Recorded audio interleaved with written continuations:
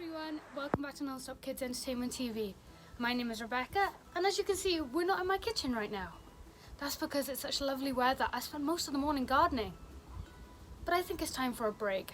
I've got the perfect recipe to cool myself down, and I think it's something you guys are really gonna like. Let's get started, shall we? So hey again guys, we're gonna be making some ice cream sandwiches today. For my ingredients, I've got 30 grams of cocoa powder, 250 grams of caster sugar, 100 grams of unsalted butter, 4 eggs, 50 grams of plain flour, and 200 grams of plain chocolate. I'm just using one of my leftover Easter eggs.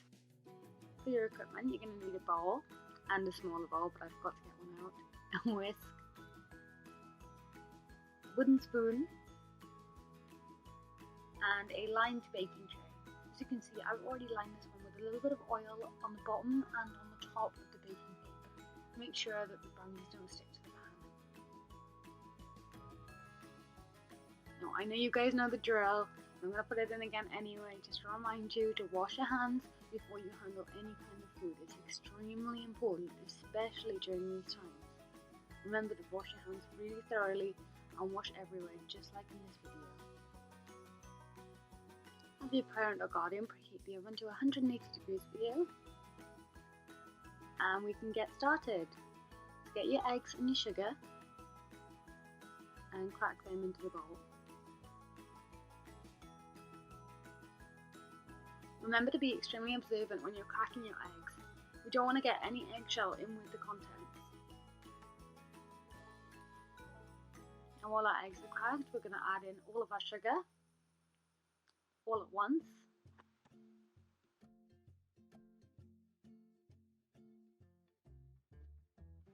Next, we want to grab our whisk and combine those two together. We want to mix for about 5 to 10 minutes. Until they're both completely combined and the mixture has become light and fluffy. It should be a slightly paler colour as well.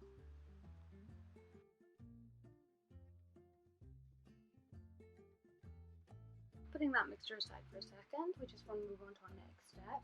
Getting the smaller bowl I mentioned earlier and putting in our butter, all of our butter. It always seems to stick. Here we go. And our chocolate is the fun part. Smash! Smash! Does anyone else like doing this with Easter eggs? I love smashing them open, especially when they're nice and cold and they make a crunching sound. So I will let you guys know that this egg didn't actually weigh 200 grams like I first said. I had to work out how much it weighed by looking at the back of the box, and obviously it's an Easter egg, so it came with 3 chocolate bars. So I had to work out how much each individual chocolate bar weighed, and then subtract that from the minimum, which I believe was 311 grams.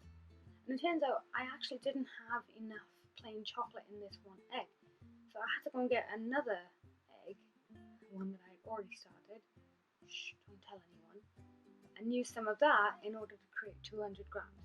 So if you need to do this, feel free. Put that in the microwave for about a minute. After 30 seconds, rotate it out and give it a stir. We want to do this because microwaves heat unevenly, so you have to stir it, especially when making with chocolate, otherwise it will burn in one area and it'll ruin the whole thing. Back in the microwave. This may take longer or shorter time for you depending on how cold your chocolate was, what kind of chocolate you used. If you used an Easter egg like me, or if you used a solid chocolate bar, it may take longer. When that's all combined and all melted, we want to tip that in with our egg mixture from earlier. Next, grab your wooden spoon and fold those ingredients together. If you don't know how to fold, basically we're bringing all of the ingredients from the bottom of the bowl to the top in a circular or sweeping motion. You can even use a figure of 8 motion if you prefer, just like you see me doing right now. The reason that we're folding our mixture is because we wanted to keep it nice and aerated, and doing this is nice and gentle so the mixture stays light and fluffy. Keep going until you reach this consistency. It should all be one colour.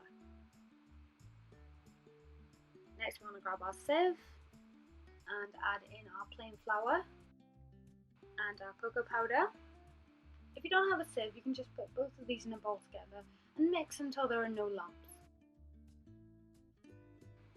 We want to take our wooden spoon again and fold those in as well, same technique that we used a couple of seconds ago.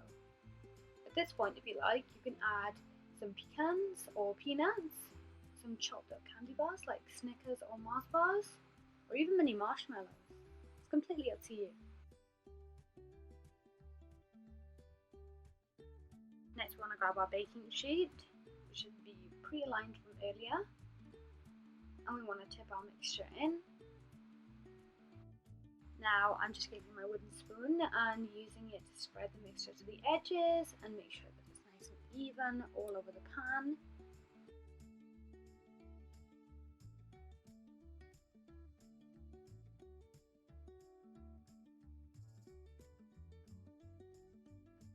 Now I'm just going to grab either side of my baking tray and giving it a few taps on the counter to make sure it's even across the top. Then that's going in the oven for about 25 minutes or until golden brown. I left it to cool on the countertop for about an hour before I did the next step. You can see I can touch it, it's nice and cool. Lifting that out of the baking tray, and it was so easy because I made sure to oil it first. Now to the ice cream.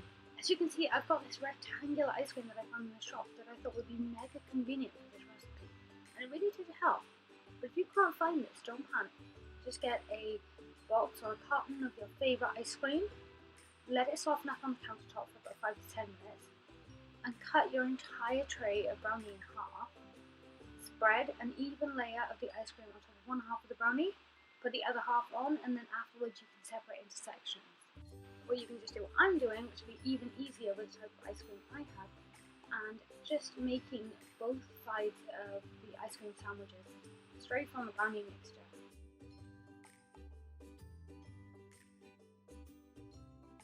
I've seen some variations online of ice cream sandwiches just like these, where you can use a cookie or biscuit recipe instead of brownies.